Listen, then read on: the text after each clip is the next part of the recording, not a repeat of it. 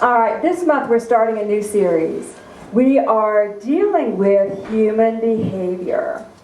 So we're going to start this week with one of our easiest emotions that we have to deal with. And this is anger. Familiar? Okay.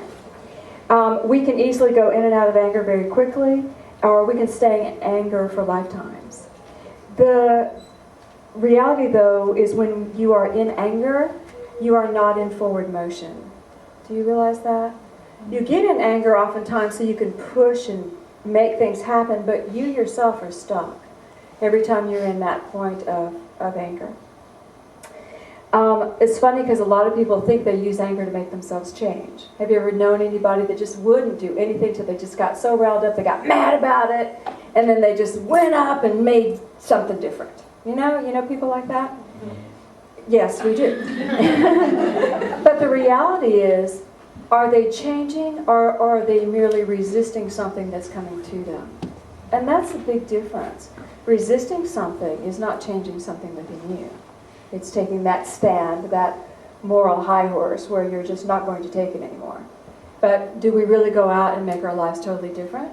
Or do we go out and find someone else that will eventually aggravate us enough so we stand again? You know, it's really about being stuck in a loop, being stuck in a little bit of a dilemma.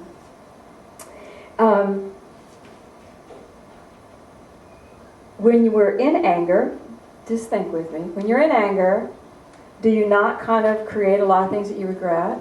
Do you not say things that you wish you hadn't? Okay. Pushing against things is different than standing up for yourself. It's different than standing for something. And I want you to think with me the last time you saw someone angry. Because we don't see ourselves, do we? You know, I often wondered how I look when I'm livid. When my son was little, I would grit my teeth and I would say, I am livid. And he snapped to and knew if he didn't do exactly what I said in the next breath that, disaster was going to happen. But I must have looked horrible. Do you know what I'm saying? Have you ever seen yourself? Yeah. Let's ask him.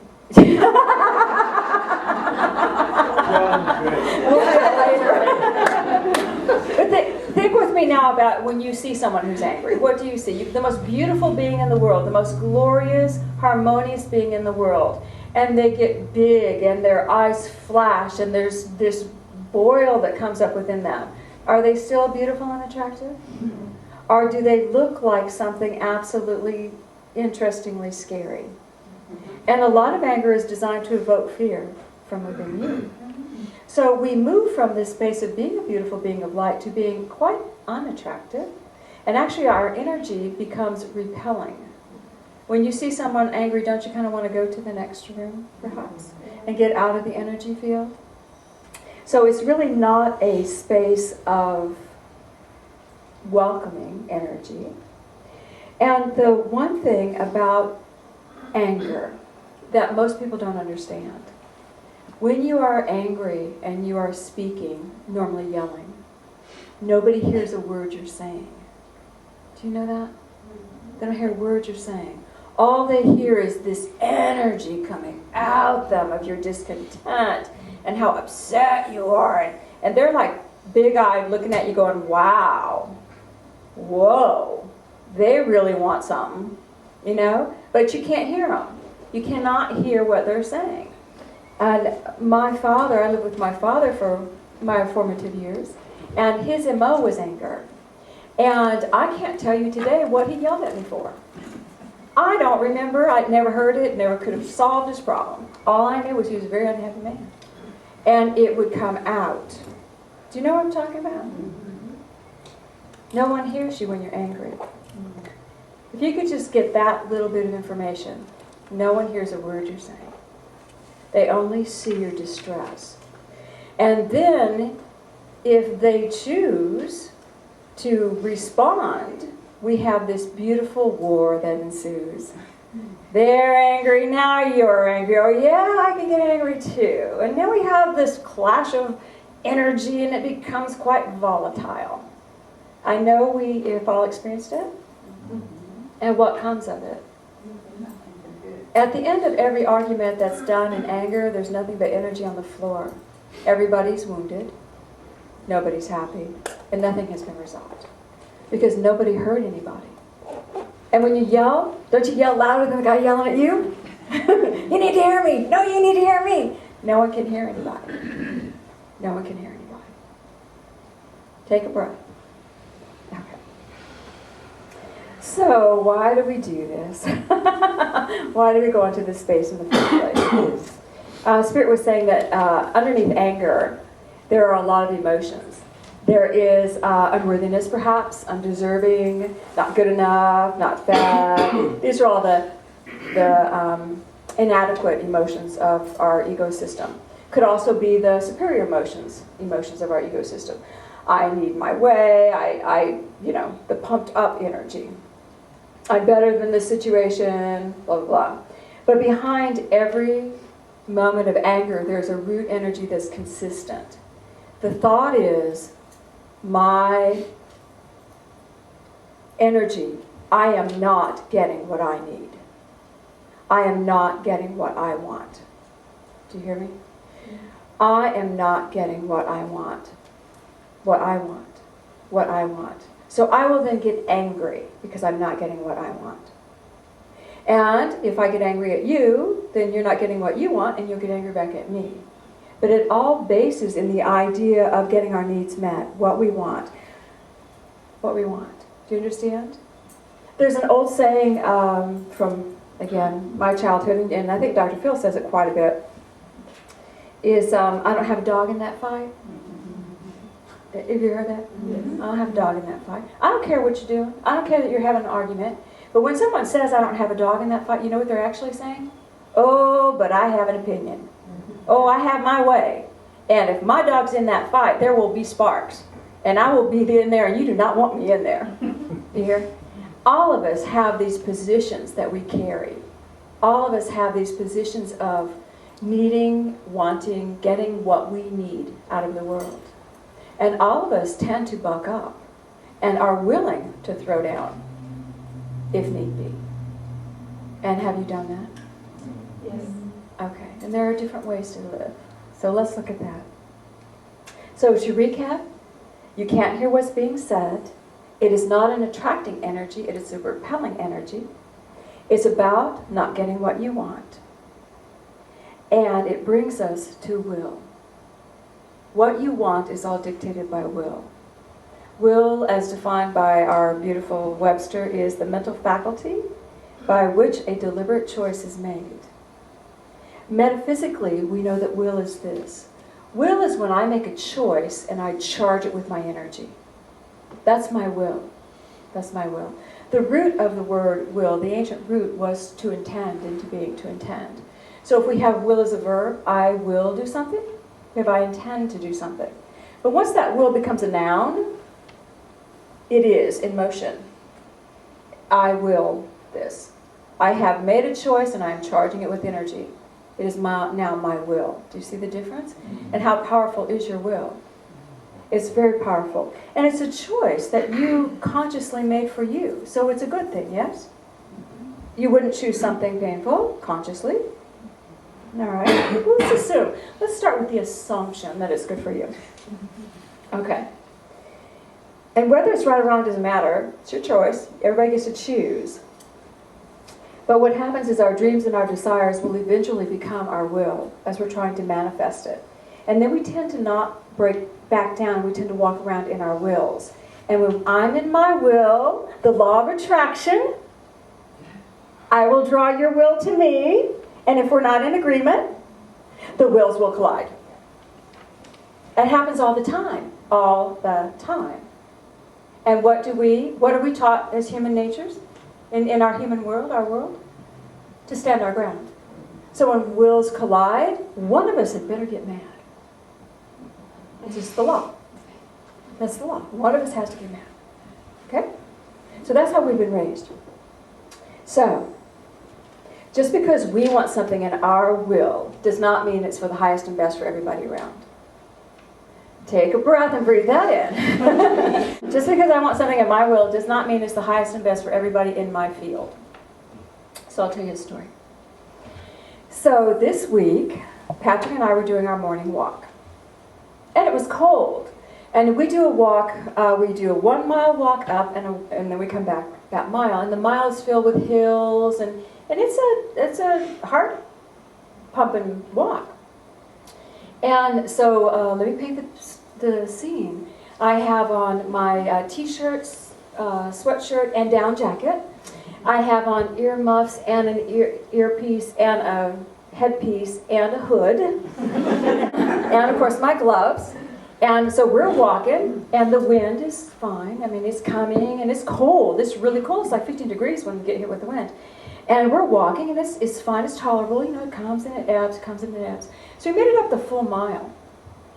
And so we're turning to walk back, and Patrick looks at me and goes, "Isn't that wind great?" And I said, "Yeah, it's a good wind." He goes, I'm going to call it forth. I need more wind. And so he takes a step away from me, shuts his eyes, and the wind starts plummeting. It was pounding us now. And I said, "Patrick, what have you done?" And I'm trying to walk into the wind. My hood's blowing off, and I am freezing. And I said, "Patrick, no, stop. Make the wind stop." And he's a few paces ahead of me. He turns around and goes, "No, I like it. Don't you love it on your ears?" Okay, I'm with a Michigan guy, okay? And I'm saying, "No, Southern girl that I am, I don't love it on my ears." So I stopped, shut my eyes, and I said, "God, can we make the wind stop?" And you know what they said? Patrick called it forth. Patrick has to stop it. So I go, okay, so I'm trudging against the wind, it's blowing against us, and it's cold, and he's just having the greatest time. So I do just a few more feet, and it's like, no, this is not working for me. So I stop and I say, "God." He won't call it back. He called it forth. He won't call it back. He told me no. And I said, "Okay, I need the wind to stop." And they said, "Okay, then you need to walk in separation from Patrick. We'll stop the wind for you, have Patrick walk ahead of you. And that's the only way it will work." So I opened my eyes and I looked at Patrick and I said, "You have to," and the wind had stopped at this point. And I said, "We can't walk together. You have to walk ahead of me." And he looked at me and he goes, "I asked it to stop."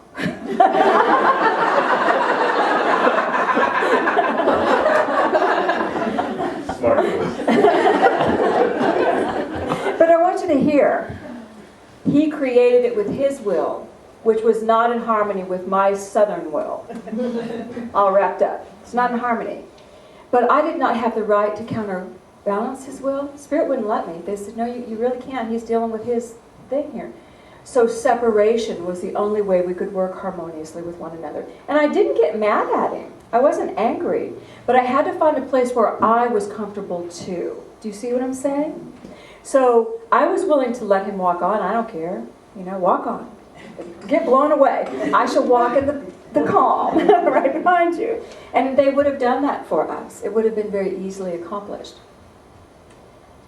But I want you to wonder within yourself, how many times have you called forth the wind to the detriment of people around you? See? And how many times have you tried to counter someone's creation because it didn't affect you? It didn't affect you the way you wanted it to. This is wills trying to find agreement. In metaphysics, we always teach you to try to create. And what do we teach you? Father, Mother God, I would like this experience for the highest and best good of all concerned. Therefore, if it's modified slightly, it's going to be harmonious with everybody. Do you see? We don't have to be the bull in the china shop, knocking everything over. The highest and best good of all concerned. Y'all hear? Mm-hmm. Yeah. We can have our will and our desires. And we can certainly walk in the wind, but that means we need to separate from the people that can't walk in the wind. And we need to be okay in that separation, because we would reunite once the wind was over, once the experience was over. Being aware of your will, being aware of the effect it has, and being aware of when you're getting touched by someone else. We don't have to go into anger. We can erase that law. Does this make sense? Okay. All right. Patrick had every right to call the wind to his face, and I had every right not to experience it. So, we had a moment where in most relationships, this would be the moment to agree to disagree. But when you agree to disagree, again, you have that space of separation. But these spaces of separation are different than anger separation. You know those anger separations when you get so mad at somebody and you go, I shall never speak to you again until everything freezes over. And then you don't. And you've made this huge, gigantic wall out of anger. Remember anger, you're stuck? Now you're stuck with a huge wall. And every wall you build, you have to undo. Every wall you build, you have to unbuild. So you will continue to meet people who do the same thing that person did to make you angry. Because the wall's there attracting it. It's like a little radiant beacon of light. Oh, do come and make me mad. Do, try. Try to make it through my wall here. So, I'm just going to say anger is probably not our chosen path. All right. So we want to go back. Anger, I'm not getting what I want. Will, I've already decided. But staying connected with God means staying in your heart. Do you realize that when you're in anger, you're not in your heart? And when you're in anger, you don't see anyone else either. When you're in your will, you don't see anyone else. So, giving stuff back to God for intervention. Have you ever been so mad at somebody that all you could do was give it to God? And what happens? It comes back to you altered. There's an intervention. There's something new that you hadn't seen, or some understanding that comes back to you. All right.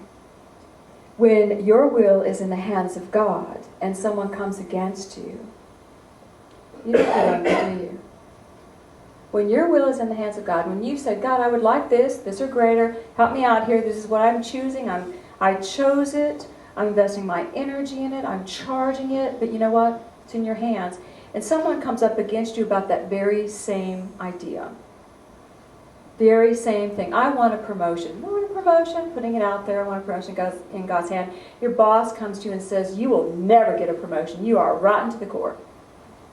How do you respond? Yeah, okay, you may think that today, but God's got it.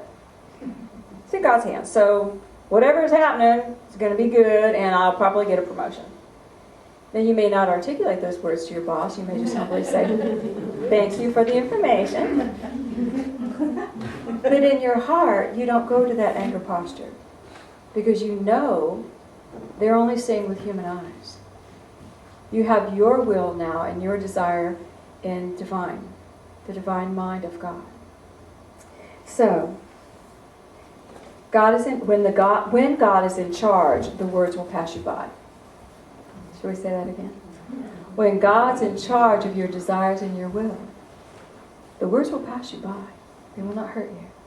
I wanted to share a little scripture from the Aquarium. This is 97, and this is the Sermon on the Mount, when Jesus is giving just some general guidelines of human behavior.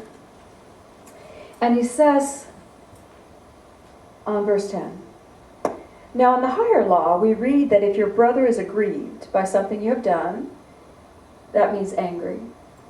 He's aggrieved. Before you offer your gifts unto God, go forth and find your brother and be reconciled to him. It is not well to let the sun go down upon your wrath.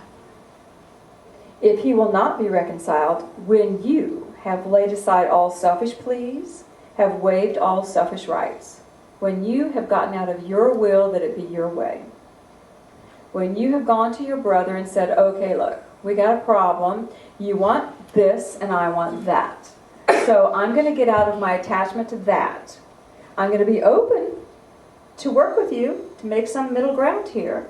I am open. What do you suggest? I'm out of my will that it be my way. Once you have done that, if he does not agree with you, you are guiltless in the sight, and take your offering to God. And this is based on Jewish teachings. You know, you had to really be in good consciousness when you came into the house to sacrifice. People didn't do these giftings all the time. They were very special moments. And you had to be in great energy. And think about it. If you're angry and you're selfish and demanding your way, how receptive are you to God? How can you be a channel for God's good, and how can you receive God's good? So go to your brother and get out of your will and open the door for some sort of reconciliation. then the energy of God can come through. Think how many times you've been angry, and not allowed any room for movement between you and what you were angry about. You know, when we do that, we're seeing with our mortal eyes. We're not seeing the soul of our brother. We're not seeing their karma. We're not seeing the fact that they're angry too. And that means there's something they want they're not getting. Do you know what the root word of anger is? It's sorrow. Sorrow. I get angry when I believe I can't have what I want. I'm sad. I'm sad for me. People that rage, they're sad inside. They're sad for that they're not getting what they need. If we took that belief and really started looking at those moments when these energies start to churn within ourselves and others, and step back with God eyes, I don't know why they're so attached. Have you ever just been aggravated and you don't know why? It's almost like, just leave me alone, I got to go to sleep. I'll be better in the morning. You know, something is not right inside you.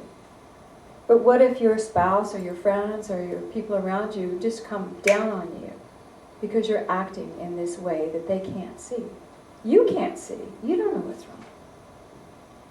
When we begin to realize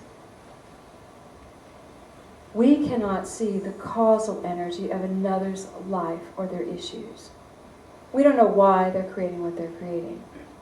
But when they get angry, we know they are attached to what they're creating. And their will becomes more important than their heart. Their will becomes more important than their heart. And when that happens, if we could just trigger into our heart, just go there immediately and know there's nothing I can do but love them. I can't hear them and they can't hear me. They're expressing a sorrow deep within them. And I need to wait until there's calm. I need not to resist. How does that sound? Is it a different way of looking at it, perhaps? Do you realize how much anger blocks your world, your receptivity? It blocks your wealth. It blocks your love, blocks relationships. Everything we put out returns to us. Every bit of my will, my will, my will, my will, that's all you're saying. My will, my will, my will, comes back to you. And again, you draw the wheels coming back at you, and we have the clashing wheels. Anger. And don't we love getting indignant? We love that indignant anger. I am so right, I am so right, I'm so right. I'm going to be so mad because I'm so right. Are we not still in our will? Are we not still demanding my way or the highway? Don't we love when people say my way or the highway? Have your way then. I'm on highway. All right. Sorrow. When they're in sorrow, they're saying, I'm sorry I'm not being taken care of. I'm sorry I'm not going to have my dreams. Anger can't be heard. You also are stuck. You cannot move. Everything returns to you and you're not in your heart.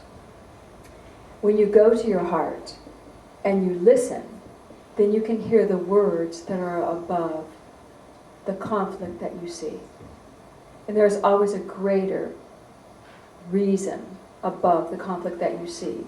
And when you see that, you absolutely do not have to engage. Can I say that again?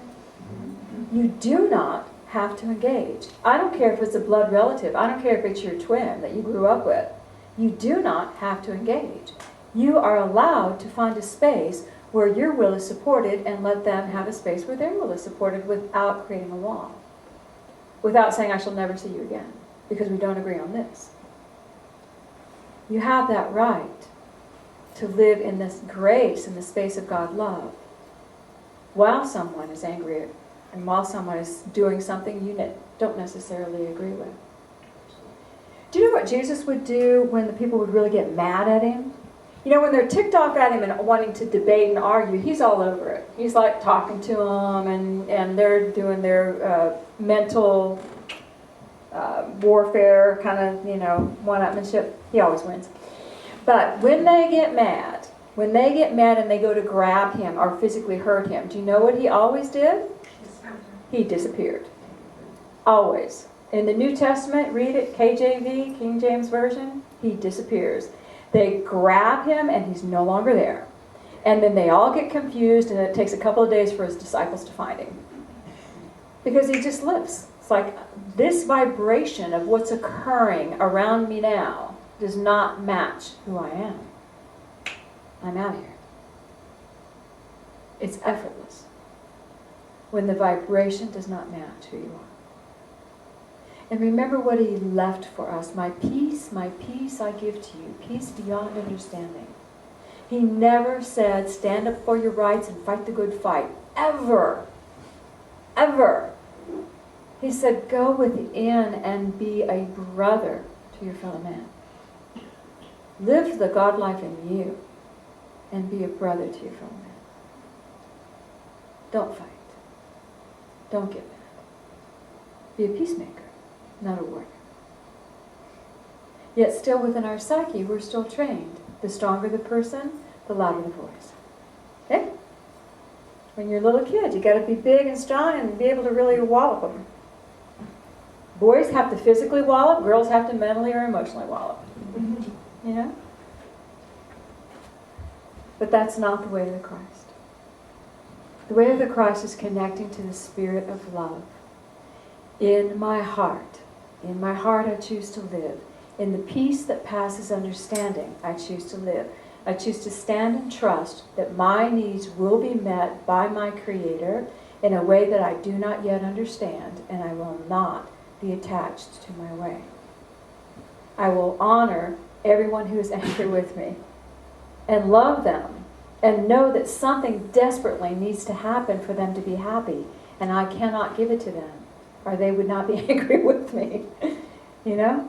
I can love them and let them be what they need to be for their growth. It's an interesting little emotion that we've created over the years, don't you think? So can you see ways perhaps where you could improve your response tactics? Thank you, Patrick.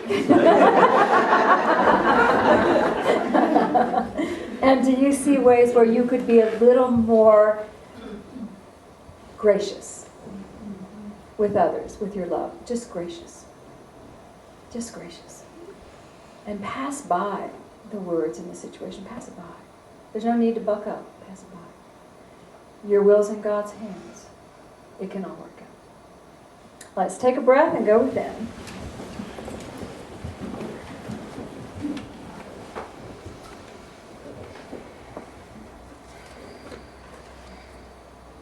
God, we love you so. We feel that great love that supports us.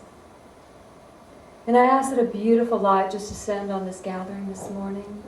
I ask that beautiful columns of light come over each individual so they feel their uniqueness, their light. And I would invite all of you just to feel the beautiful love of God filling you. Right where you sit in this chair. And just hear the words, I am with you. You are never not with me. And I want you to take a breath and lift up. Imagine you can lift up your column of light into a space of lightness where all the cells of the body are being fed, where your spirit is one with the light of God. Lift up. Lift up to the beautiful space where the emotional body is at ease. It starts to flow again. It starts to feel peace. And lift up just a little bit higher. And feel your mind letting go those thoughts. The thoughts that are rigid about self. All of my needs are met. Feel the energy all around you. In God's presence, my desires are fulfilled. And feel your heart center growing strong and bright. And I want you just to think, is there any area of your life, just let it appear before you. You don't have to drop into the energy, just watch and see. Is there any area of your life where you are stuck because of anger or will? Let the situation come to your mind here in this place of peace. And as you see it, I want you to become aware of how much of your creative life force is invested there.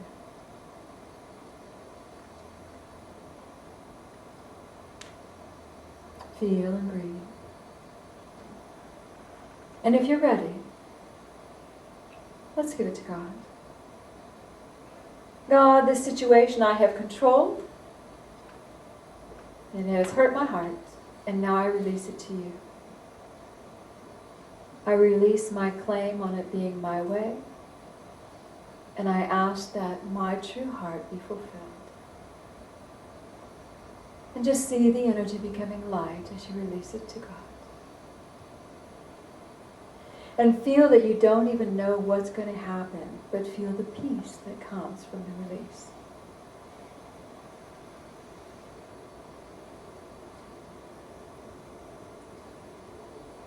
And now, in this piece, let's do one more thing. I want you to feel that beautiful auto-response mechanism that has anger at its core. And we're going to ask this anger response mechanism to step out of your body. The programming that said, get mad now. Just feel it stepping out of your body now and see that auto-response energy. Notice it has no personality of its own, really.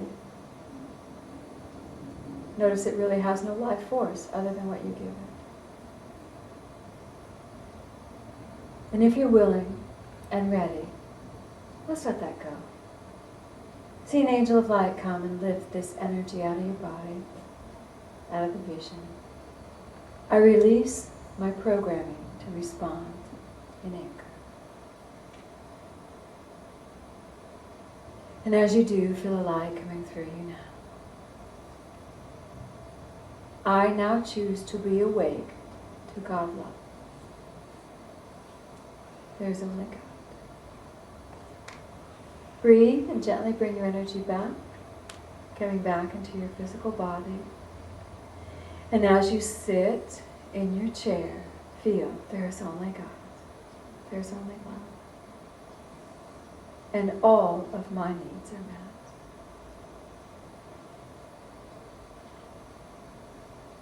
Take a breath, feel your heart center, filling your body with love.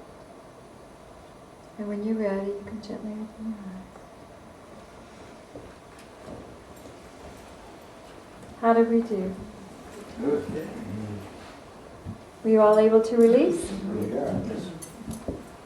Did it feel good to know your needs are met? Yes. Awesome. Well, you know homework. We do our Sunday message and we get our divine guidance from Spirit, and you know we get to experience it during the week. So, when you see that angry car or that situation, let it pass you by. Literally let it pass you by. And let the words of my will and God's will, or bless their heart there in sorrow, or any trigger words from this morning come to your mind. So you stay in that space of really knowing you have a right for your needs, and so do they. And that is not how you choose to. Sounds easy? All right, so that's your homework. Okay, so we've come to the part of our service where we do our love offering. And I wanted to chat with you a moment about that. Bonnie and I have been having the wonderful opportunity of dealing with putting together stuff for the bank. We have been working on getting our Sanctuary of Inner Light built, our church built, and Patrick and Lisa got all of the plans approved, and now we're dealing with people who look at us with different energy. These are banks who are looking at our financial situation. And you know, it makes me look at us differently too. Because I come here just happy, happy, happy. Share, share, share. Whatever happens, happens. God's in charge. Flow, great. If it's tight, God will take care of us. You know, we just have been loving the work that we do for 22 years. And as they looked at us, it was interesting. Because 22 years ago, when we started InnerQuest, we were different. I mean, there weren't very many people, there weren't very many churches who would literally from the pulpit talk about reincarnation, like Nan's song. We did healings. They weren't doing healings. That was like, no. We were just different. We were different. But over the last 20 years, our belief system has become mainstream. We're actually totally cool. You know, you can talk to any of your friends. Most of them have at least heard of what we believe, metaphysical Christianity. They might not know our particular church, but they've heard of us, heard of our belief system. So we are at the point now where we are that energy of mainstream, accepted by mainstream. And you know, the banker raised an eyebrow. We don't normally finance people who are not traditional churches. So it was like, okay, microscope comes out. But it made me really aware that, you know, as metaphysical Christians, we don't ever cajole you to come to church. That's personal choice. You wake up every morning, you choose to come, you don't come. Choose not to. We don't cajole you to tithe. That's your personal choice. We cannot have you make a relationship with God. That's between you and God. You know, we ask for love and support when you enter the door, and we always get that. But I think that it's really time for us to see ourselves as a church. I mean a church.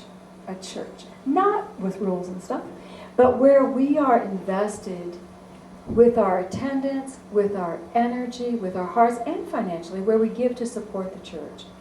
You know, I was thinking about, Spirit gave me this little example of how oftentimes you'll get into the habit of going to Mom's for Sunday dinner. You go to Mom's for Sunday dinner. She makes this beautiful dinner. You go in to eat and you have a good time, and everybody's there and has a good time, and every Sunday you go to Mom's for dinner. Well, the kids never think that Mom works all week long to get the money to buy the dinner, to cook the dinner. You know, they just don't think, here, Mom, let me pass you something, or here, Mom, let me bring some chicken, or, you know, whatever. We just come to the cornucopia of God's table, and that's what we do. We come to God and say, God, yeah, I'm so glad you're here. It's awesome.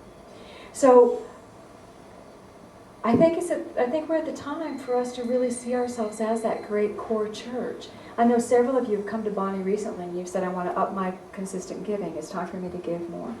And you know, financially, if every single person dumped their savings account and we had all the money we needed to build that sanctuary out in the back, that's not building a church. That's not building a church. Building a church is when it's not a choice, do I come on Sunday? I want to be there. I can't wait to be there. It's I want to be in the energy. I want to grow. And I want to contribute all that I can and all that I am to this family, because this is my family. And then taking our beliefs into the world, which I know you do. And I know we do a lot of it. But you can look around at the chairs. We also have that little bitty choice every single day, because we're metaphysical Christians. So nobody makes us get up. There is no guilting us to get up. There's only the commitment that we make. So we are going to be scrutinized. Yeah, they're going to look at us. And next Sunday we're going to have a meeting where we're going to tell you about the two Sundays. Yeah. Where we'll give you some information about the details of the nitty-gritty of the numbers and everything. But I think our hearts, it's time to bring our hearts together. It's time to really own that, yeah, and for most of y'all, I see, you do. But let's make it a conscious thing. This is my church, this is where I am. My energy is here. I am prosperous, the church prospers, we are all prosperous in every conceivable means. Every means. Spirit, manifest, growth, evolution, and means, and substance. Does that make sense? Yes. So let's just do that as we do our offering this morning. Let's take our offering in our hand, and I want you to feel that you are a part of this church, even if you're just a visitor today.